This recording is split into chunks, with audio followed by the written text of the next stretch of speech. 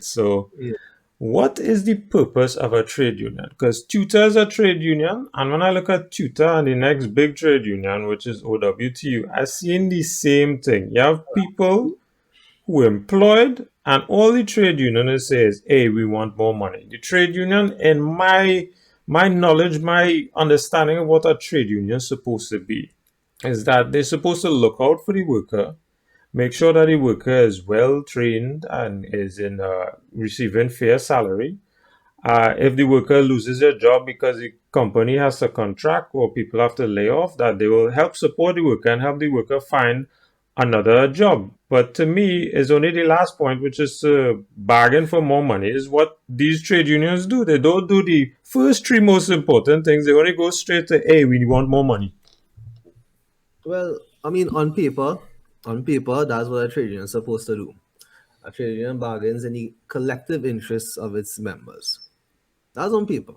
What do the facts actually show? What do the reality show? What does the reality actually show? Because the goal of a trade union is to increase its bargaining power. It means that membership isn't tied to worker competency. That's the first thing.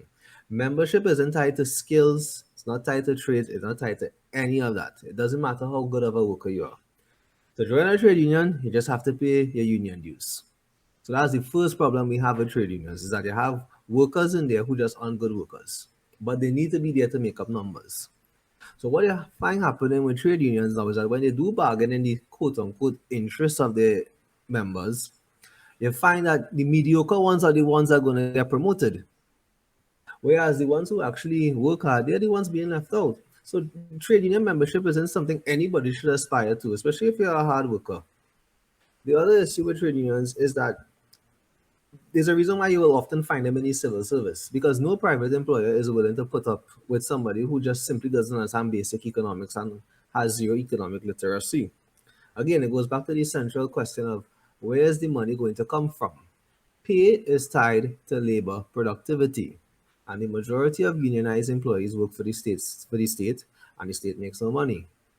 State enterprises run at astronomical losses, and when you see with the teachers union especially, they have to remember that these schools are not only they are receiving state funding. It means that any money to refurbish these buildings has to come out of the treasury. The students are not paying tuition fees like a private school would. The government has to perform a balancing act between refurbishing schools, providing resources, and also paying salaries.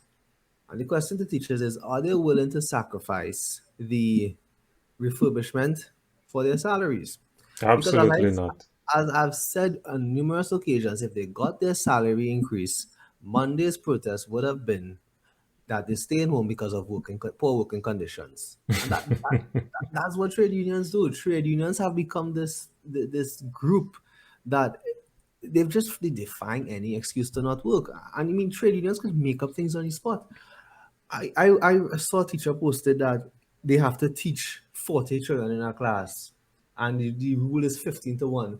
And I said, where did that rule come from? That's some made up bogus trade union rule to just find more reasons to not work, to make it sound like they have a bigger grievance than they really have. I went to private school, we had 40 children in one class at one point. You know what we did?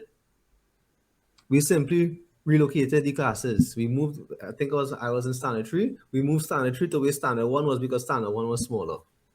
What do teachers want? They want the government to demolish the school to make the classes smaller. What do they really want at this point? But that is what trade unions. So on paper, trade unions seek the interests of their members. In reality, they inconvenience everyone.